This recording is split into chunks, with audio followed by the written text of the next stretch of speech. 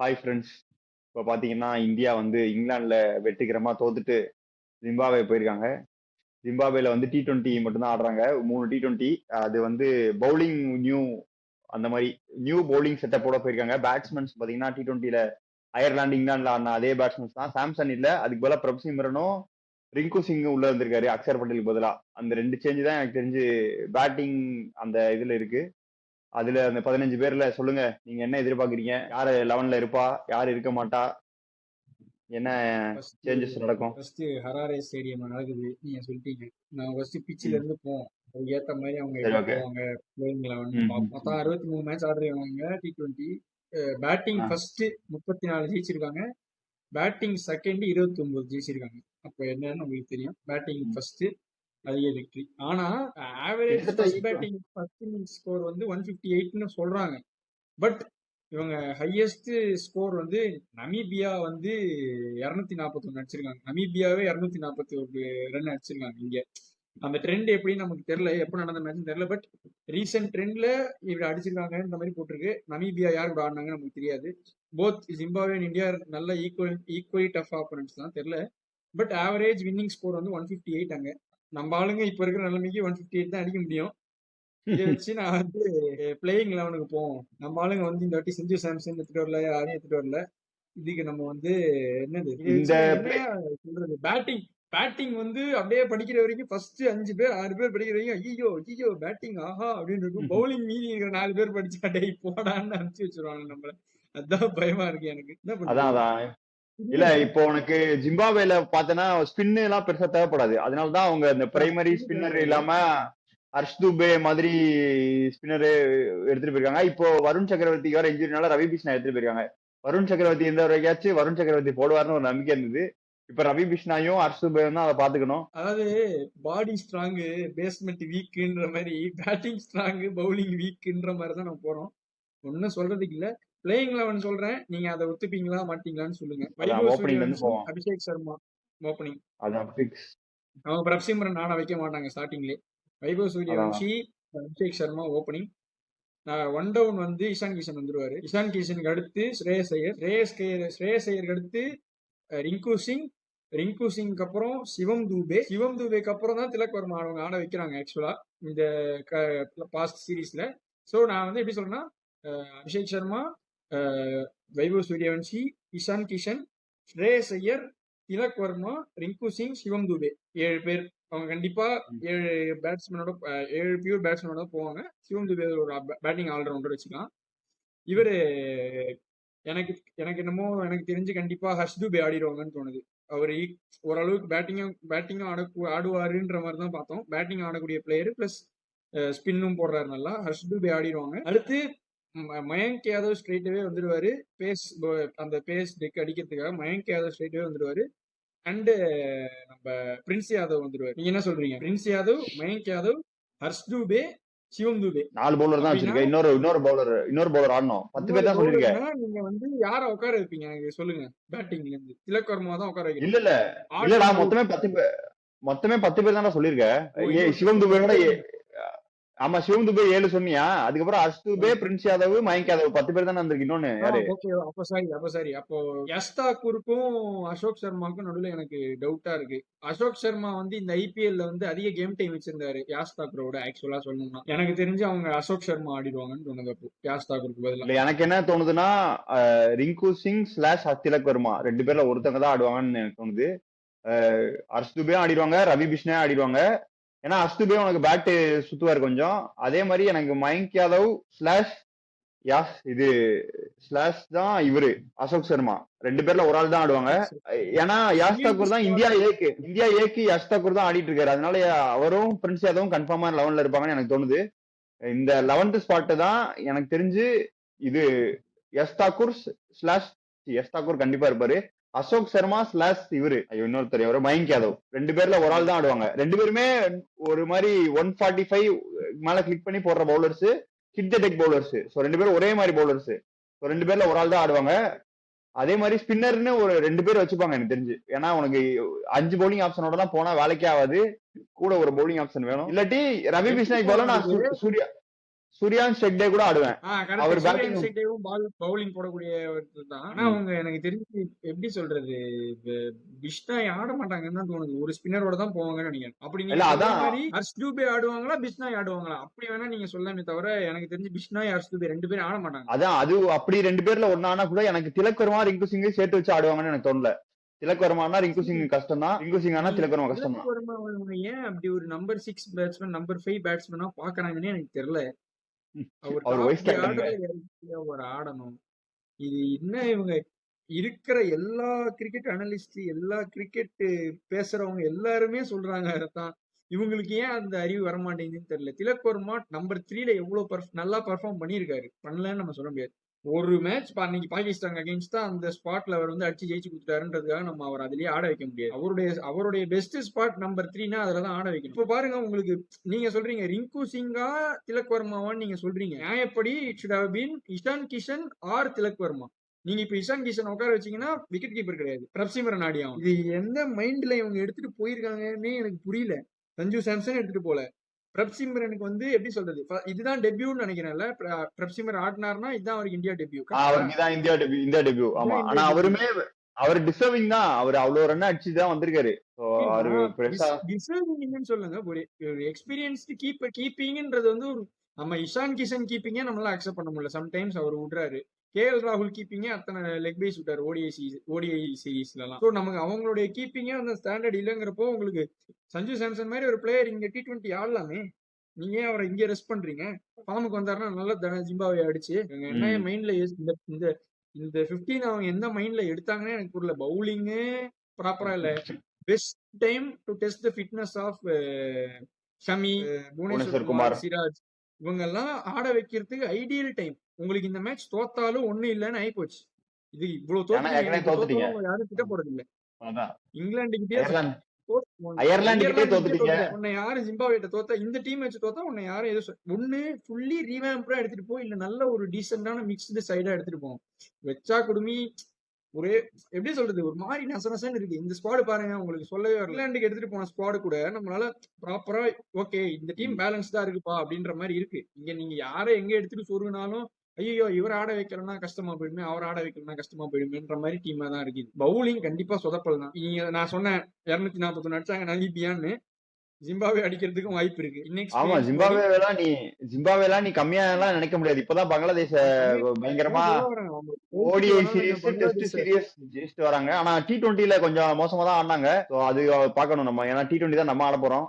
அதனால இந்தியாவுக்கு வந்து கொஞ்சம் பிரைட் சான்சஸ் இருக்கு. நம்ம என்ன ஜெயிச்சுட்டு வரோமா? நம்ம தோத்துட்டு தான் வரோம். ஆனா இது இந்தியா தோத்ததுக்கும் ஜிம்பாப்வே தோத்ததுக்கும் வித்தியாசம் இருக்குல்ல. ஸ்குவாடு வந்து அப்பீலிங்கா இல்லங்க, அதுதான் சொல்லணும். உண்மையா சொல்லணும் ஓகே அப்படின்ற மாதிரி இல்ல. ஆன் பேப்பர் கூட குட்டா இல்லன்ற நான் அந்த squad. England squad on paper நல்லா இருந்தது. நம்ம அங்க விளையாடல சரியா. வேர்ல்ட் கப் வினிங் ஸ்குவாடு அங்க விளையாடல நம்ம சரியா, அதனால தோத்தோம். ஸ்ட்ராட்டஜிக் மிஸ்டேக்ஸ் பிளஸ் நம்ம தப்பு பண்ணி தோத்தோம். இது ஆன் பேப்பரே நல்லா இல்லையே ஸ்குவாடு. பாருங்க பிக் நேம்ஸ் பாத்தீங்கன்னா அபிஷேக் சர்மா, ஸ்ரேயஸ் ஐயர், திலக் வர்மா, வைபவ் சூரியவன்ஷியை கணக்குல சேர்த்துக்கோங்க நீங்க. இந்த 4 பேரு இல்ல. அது உங்களுக்கு இருக்க சிவன் துபே இருக்கார்ல, ரிங்கு சிங் 11ல வர மாட்டாரா வந்து பெர்ஃபார்ம் பண்ணி இவங்களை பத்தி பேசுறேன். நீங்க அப்போ ரிங்கு சிங் ஆடணும்னா நீங்க வந்து ரிங்கு சிங்கையும் திலக் வர்மாவையும் கம்பேர் பண்ணுங்க. திலக் வர்மா 100% ஆடுவார் அப்போ, வைஸ் கேப்டன் தான். ஆமா, அவர் இல்ல அதான் நான் 11 சொல்றேன் பாரு. சூரியவன்ஷி, அபிஷேக் சர்மா, இஷான் கிஷன், இது ஸ்ரேயஸ் ஐயர், இவரு நம்ம திலக் வர்மா, சிவம் துபே, இந்த 6 பேரு கன்ஃபார்மா 6 பேர் இருப்பாங்க. அதுக்கப்புறம் தான் நீ பாக்கணும். ஆமா, ரிங்கு சிங்க்கு இடம் இல்ல. பிரப்சிமருக்கும் ரிங்கு சிங்க்கும் இடம் இல்லையே. என்ன எங்க விளையாட? இப்ப நீ ரிங்கு சிங் எடுத்துனா பவுலிங் பிரச்சனை ஆயிடும். நீ சிவம் துபேவா 5வது பவுலரா வச்சிருக்கணும். சிவம் துபே 6வது பவுலரா வைக்கிறதே தப்பு. இதுல 5வது பவுலரா வைக்கணும். அதுக்கு தான் சொல்றேன். எனக்கு தெரிஞ்சு இவரு ஒண்ணு ரவி பிஷ்னாய் ஸ்லாஷ் அவர் சூர்யான்ஷ் ஹெக்டே, அந்த 2 பேர்ல ஒரு ஆள் ஆடுவாங்க அந்த இடத்துல. நம்பர் 7க்கு சொல்றேன். ஹர்ஷ் துபே கண்டிப்பா ஆடிடுவாரு எனக்கு தெரிஞ்சு. ஏன்னா ஹர்ஷ் துபே தான் அவங்க அக்ஷர் பட்டேலோட ரீப்ளேஸ்மெண்டா பாக்குறாங்க. அதனால ஹர்ஷ் துபே ஆடிடுவாரு. பிரின்ஸ் யாதவ் கண்டிப்பா ஆடிடுவாரு. யஷ் தாக்கூர் இந்தியா ஏக்கு ஆடிட்டு வராரு. மீதி 3 பேரு இந்தியா ஏக்கு பவுலிங் போடல. அதனால யஷ் தாக்கூர் தான் எடுத்துறாங்க. அசோக் சர்மா ஸ்லாஷ் மயங்க் யாதவ்னு வெச்சுக்கோங்க, அவ்வளவுதான். ஆஹா, யஷ் தாக்கூர் கண்டிப்பா, அசோக் சர்மா ஸ்லாஷ் மயங்க் யாதவ் 2 பேர்ல ஒருத்தர். சூர்யான்ஷ் ஹெக்டே ஸ்லாஷ் மயங்க் யாதவ் தான் ஆடுவாங்க. மயங்க் யாதவ் அந்த பேஸ்க்கு ஆடுவாங்க அவங்க. அசோக் சர்மாவும் அதே மாதிரி தான் போடக்கூடிய ஆள் தான். 150 எல்லாம் போடுவாரு. அவரும் 150 கிளிக் பண்ணுவாரு. என்ன மயங்க் யாதவ் கை பிடிச்சிட்டு போவாரு, ஒரு கையை பிடிச்சலாம் போக மாட்டார், போட்டுனே இருப்பாரு. அது ஒரு வித்தியாசம் தான். இதுவா இல்ல ஜெயிச்சாங்கன்னா சந்தோஷம். அந்த மாதிரி தான், அந்த மாதிரி டீம் ஜெயிச்சிட்டாங்கன்னா சூப்பர்ப்பா. அந்த மாதிரி ஸ்ரேயஸ் ஐயரோட கேப்டன்சியை டெஸ்ட் பண்ற ஒரு சீரிஸ் இது அப்படி வேணா வச்சுக்கலாம். எத்தனை தடவை டெஸ்ட் பண்ணுவீங்க? அவன் தோத்துனே இருக்கியடா அந்த மாதிரி இல்ல தோத்துக்கினே இருக்காரு. அந்த அது வந்து நீங்க சொல்ற மாதிரி 10 பாம்புகளோட விளையாண்டாருன்னு நீங்க சொல்றீங்க. அந்த மாதிரி சொல்றதா இது கம்ப்ளீட்லி ஒரு யங்கர் சைடு தானே. நிறைய ஷஃபிள் ம். நடந்திருக்குல்ல. அதை வச்சு அவர் எப்படி ரொட்டேட் பண்றாருன்னு பார்க்கணும். ஆனா பாருங்க ஃப்ரண்ட் லைன் பவுலர்னா இங்க வந்து நமக்கு பிரின்ஸ் யாதவ் தான். பிரின்ஸ் யாதவ் பிரின்ஸ் தான். யாதவ், ரவி பிஷ்ணாய் ஆனா ரவி பிஷ்ணாய் இந்த 2 பேர் தான் ஃப்ரண்ட் லைன் பவுலர்ஸ். எனக்கு ஓகே எனக்கு தெரியல, இவங்க ரவி வச்சுதான் நம்ம பிஷ்னாய் வந்து ஜெயிக்க முடியுன்ற மாதிரி. இ- இங்கிலாந்துல போட்ட அந்த பவுலிங்க்கு திரும்ப அவருக்கு சான்ஸ் கிடைக்குமான்றது தெரியல. கிடைச்சிச்சு, அவருக்கு அதை யூஸ் பண்றாருன்னா ரொம்ப பயங்கரம் தான். அதை சந்தோஷம். பார்க்கணும் எப்படி பண்றாங்க, 11ல குடுக்குறாங்களா இல்லையான்னு எனக்கு என்ன பார்க்கணும். தோணுதுன்னா அவங்க கம்ப்ளீட்டா இப்போ ஓடிஐல கான்சென்ட்ரேட் பண்றாங்க. T20 எதுக்கு நமக்கு அதான் கப்படிச்சிட்டோம்னு விட்டாங்கன்னு நினைக்கிறேன். அடுத்த வருஷம் பாத்துக்கலாம். ஓடிஐ கப் முடிஞ்ச உடனே T20 2028 சீசனுக்கு நம்ம ரெடி பண்ணிக்கலாம் அப்படின்ற அவங்க விட்டுறாங்க. தெரியல எதுவும் சொல்றதுக்கு இல்ல. இல்ல இல்ல, இப்போ இங்க பாத்துட்டோம். அப்படியே ஜிம்பாப்வே சைடு போவோம். ஜிம்பாப்வே சைடும் ஓரளவுக்கு டீசென்டான சைடு தான். அவங்க கேப்டன் சிக்கந்தர் ராசா, அவருக்கு 40 வயசு. ஆனா ஆள் பார்த்தா 40 வயசு மேல தெரிய மாட்டாரு. பயங்கரமா பவுலிங் போடுவாரு, பேட்டிங் ஆடுவாரு, எல்லாமே பண்ணுவாரு. ஸோ அவரு அவங்க 11 போயிடுவோம். நம்ம பிரையன் பென்னட்டும் முர்மானி, அவங்க விக்கெட் கீப்பர் 2 பேர் தான் ஓப்பனிங் ஆடுவாங்க. 2 பேருமே ஓரளவுக்கு டீசெண்டா ஆடுவாங்க. அப்புறம் ஒன் டவுன் வந்து டியான் மயர்ஸ்னு ஒருத்தர் இருக்காரு. அவர் தான் இப்போ பங்களாதேஷோட நடந்த கடைசி மேட்ச்ல ஒரு 70 அடிச்சாரு. ஆனா அது ஸ்லோ 70, 50 பால் 70. அது ஓகே. ஆமா. அதுக்கப்புறம் சிக்கந்தர் ராசா வருவாரு. சிக்கந்தர் ராசா, ரியான் புல்லு, அவங்க 2 பேரும், ரியான் புல் 2 பேரும் மாறி மாறி அடிப்பாங்க. அது எப்படி மேட்ச் டிவிஷன் இருக்கோ அது மாதிரி அடிப்பாங்க. அதுக்கப்புறம் பார்த்தேன்னா பிராட் எவான்ஸ்னு அவரு ஒரு ஆல்ரவுண்டர் தான். அவரு ஆடுவாரு. அப்படி விட்டோம்னா கிளைவ் மேண்டேடுன்னு ஒருத்தர் இருக்காரு. அவர் மேண்டேடா மேண்டேன்னா ஏதோ ஒரு, அது நமக்கு வாயிலே நுழையாது நிறைய பேரு. மேண்டேன் அதான் அது ஆக்சுவலா அதான் மடாண்டே அப்படின்னு வருது. அது விடுங்க என்னமோ அதான் சொல்லுங்க. மடாண்டே, மடாண்டே. அந்த அந்த மாதிரி ஒருத்தர் இருக்காரு. அவரு ஆடுவாரு. அடுத்து அவர் பேட்டிங் தான் ஆடுவாரு. அவரு பினிஷரா வச்சிருக்காங்க. ஆனா அவர் பெருசா ஒன்னும் பெர்ஃபார்ம் பண்ண மாதிரி தெரியல. திடீர்னு இந்தியா கூட கிளிக் ஆகிறதுக்கான வாய்ப்பு இருக்கு. பவுலர்ஸ்னு பார்த்தோன்னா அவங்களுக்கு வந்து நம்ம கேகேஆர் காரன பிளஸிங் முசர்பானி இருக்காரு. அதுக்கப்புறம் பார்த்தோன்னா அவங்க ஓடிஐ டெஸ்டோட கேப்டன், இதுல கேப்டன் கிடையாது, இங்கார்வான்னு ஒருத்தர் இருக்காரு. அவர் பயங்கரமா போடுவாரு. அவருமே எக்கனாமிக்கலா முசர்பானி மாதிரி 2 பேருமே பயங்கர எக்கனாமிக்கலா போடுவாரு. பிராட் எவன்ஸும் நல்லா போடுவாரு உங்களுக்கு. அது போக சிக்கந்தர் ராசா 4 ஓவர் போட்டுருவாரு. ஸோ அவங்களுக்கு வந்து ஒரு மாதிரி டீசென்டான சைடு தான். இந்தியாவுக்கு டஃப் கொடுப்பாங்க. அதுவும் இந்த 11க்கு பயங்கர டஃப் கொடுக்குற டீம் தான் வச்சிருக்காங்க. அவங்க வந்து இன்னொரு ஆள் சொல்லி ஆகணும். நம்ம டாம் கரனோட பிரதர் அங்க ஒருத்தர் இருக்காரு, பென் கரன். அவர் வந்து ஜிம்பாப்வேக்காண்டி ஆடிட்டு இருக்காரு. ஆனா அவர் ஆடுவாங்களான்னு எனக்கு தெரியல 11ல. ஏன்னா அவரை ஓடிஐ பிளேயரா தான் வச்சிருக்காங்க அவங்க. அவர் பேட்ஸ்மேனு. டாம் கரன் மாதிரி சாம் கரன் மாதிரி பவுலிங் போட மாட்டாரு. அதனால அவரை ஆடுவாங்களான்னு தெரியல. அவங்களுமே ஓரளவுக்கு டீசென்டான 11 தான் வச்சிருக்காங்க.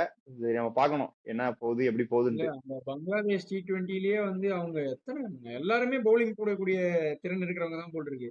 மெயினா ஆமா பாத்தீங்கன்னா ஆமா நீங்க சொன்ன மாதிரி ரிச்சர்ட் கர்வா, பிளஸிங் முசர்பானி, சிக்கந்தர் ராஜாவே வந்து 4 ஓவர் 38 போட்டிருக்காரு. ஆமா, சிக்கந்தர் ரசா 4 ஓவர் கண்டிப்பா போட்டுருவாரு. அவர் ஸ்பின்னர், மிஸ்ட்ரி நல்லா ஸ்பின்னர். போடுறாரு. இவர் அதே மாதிரி அப்போசா 2 ஓவர் நிறைய பவுலர்ஸ் வச்சிருக்காங்க அவங்க. நடுவுல அவங்க சொர்க்கத்துக்கு. கொஞ்சம் அந்த டீம்ல அதான் எனக்கு ஆல்ரவுண்டர்ஸா இருப்பாங்க. கொஞ்சம் பேட்டிங் சுத்துவாங்க, பவுலிங்கும் கொஞ்சம் டீசெண்டா 1 ஓவர் 2 ஓவர், சில நேரம் 3 ஓவர் கூட தள்ளலாம் 143 அவங்கள வச்சு, அந்த மாதிரி. 143 அடிச்சு பங்களாதேஷ் லாஸ்ட் ஓவர் வரைக்கும் கொண்டு போயிருக்காங்க. 2 பால்ஸ் டு ஸ்பேர்ல தான் ஜெயிச்சிருக்காங்க பங்களாதேஷ். ஆக்சுவலா ம்ஹும். 143 சேஸ்ல. பாப்போம். ஆஹ் இந்த மேட்சும் அங்க நடந்தது. இல்ல இல்ல, இங்க அது பங்களாதேஷோட நடந்தது வந்து வேற ஸ்டேடியம் நடந்தது. நம்ம வேற வந்து ஃபுல்லா ஸ்டேடியம். ஹராரேல ஆட போறோம். அதாவது என்ன, இப்ப ஒரே ஒரு வித்தியாசமா, பங்களாதேஷோட நடந்த T20 நடந்தது வேற ஸ்டேடியம். ஆனா நம்ம ஆட போறது பங்களாதேஷோட ஓடிஐ நடந்த ஸ்டேடியத்துல. அங்க 3 ஓடிஐல 2 ஓடிஐ ஜிம்பாப்வே தான் ஜெயிச்சாங்க. அவங்க வந்து 140 அடிச்சு அதை டிஃபெண்ட் பண்ணாங்க. ஓடிஐல 140 அடிச்சு டிஃபெண்ட் பண்ணாங்க அந்த ஸ்டேடியம்ல.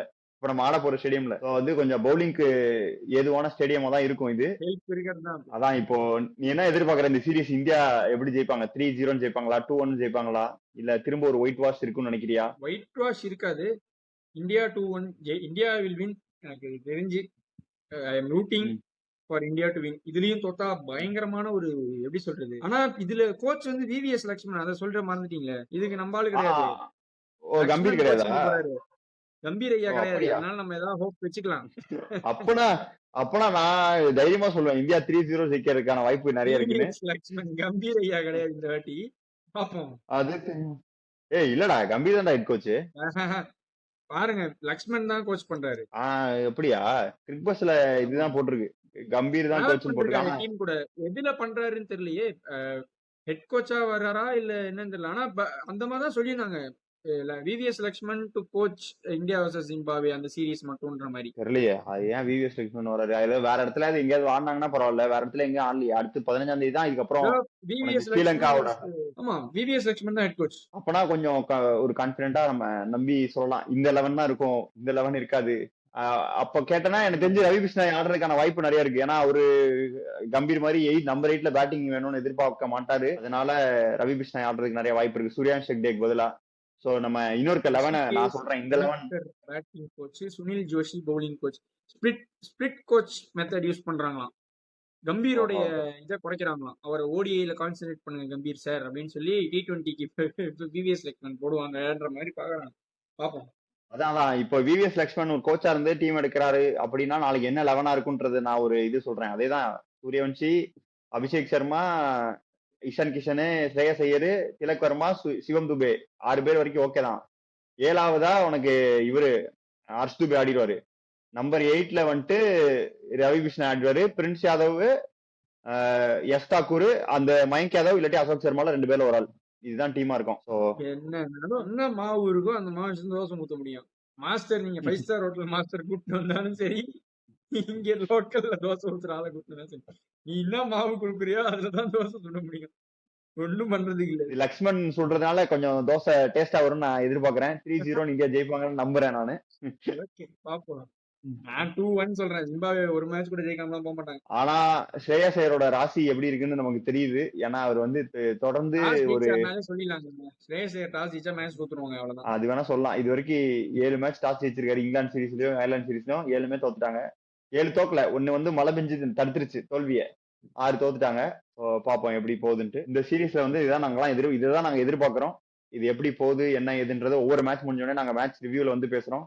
அதுவரை பாய் ஃப்ரம் ஹூல்ஸ்வர்ஸ். பாய். ஊர் சுத்தி பயவுல நினைச்சியா? நாங்கெல்லாம் வயிறு நிறைய சாப்பிடணும், வஞ்சனம் இல்லாம உழைக்கணும். ஆஹா, அருமையான பாலிசி. Keep it